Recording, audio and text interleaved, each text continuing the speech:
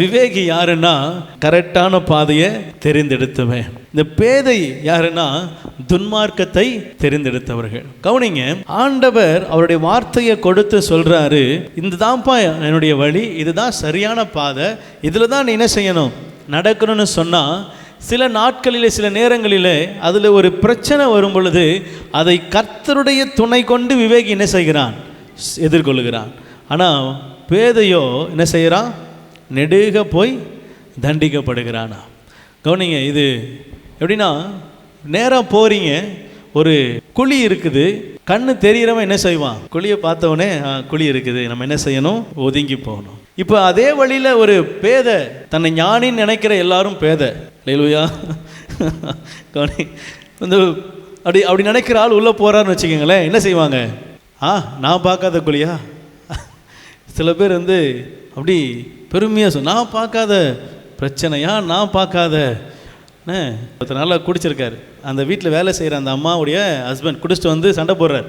உடனே அந்த வீட்டு ஓனர், பா வெளியே போறியா, உன்னை போலீஸில் என்ன செய்யட்டும், பிடிச்சி கொடுக்கட்டுமா. உடனே இவர், நான் பார்க்காத போலீஸா, என்ன போலீஸ், மலபார் போலீஸா இல்லை வேலூர் போலீஸா, என்ன போலீஸ்ன்னு கால் பின்னாடி போகுது.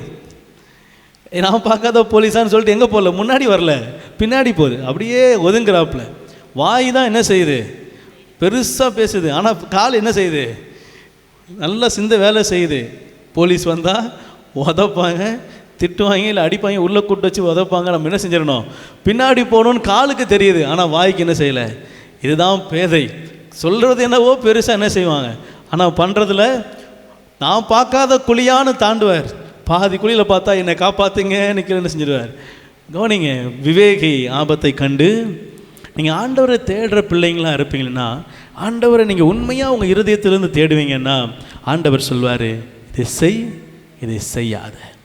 அந்த வார்த்தை வந்துருச்சா, செய்யின்னு சொன்னார்னா, உங்கள் முன்னாடி இங்கேருந்து கடல் அளவுக்கு பள்ளமாகவே இருந்தாலும் செய்யின்னு சொல்லிட்டான், நீங்கள் என்ன செய்யலாம், தாராளமாக நடந்து போகலாம். உங்கள் காலில் ஒரு சின்ன கல் கூட படாமல் என்ன செய்வார், கர்த்தர் நடத்துவார். ஆனால் செய்யாத அப்படின்னு சொல்லிட்டார்னா என்ன செய்யக்கூடாது, அது உங்கள் கண்ணுக்கு கடுகளவு பள்ள மாதிரி தெரிஞ்சாலும் என்ன செய்யக்கூடாது, அதை நான் தாண்டி போயிடுவேன், என்ன செய்யக்கூடாது, இருதில் நினைக்கவே கூடாது. அதுதான் பேதை.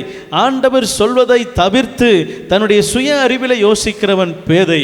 ஆண்டவர் சொல்லுகிற வார்த்தைக்கு கீழ்ப்படிந்து நியாயப்பிரமாணத்தை கை கொள்ளுகிறவன் விவேகி. விலகுகிறவன் பேதைக்கு ஒப்பா இருக்கிறான். ஆண்டவர் சொல்லாத எதை என்ன செய்யக்கூடாது, செய்யக்கூடாது. அல்லேலூயா.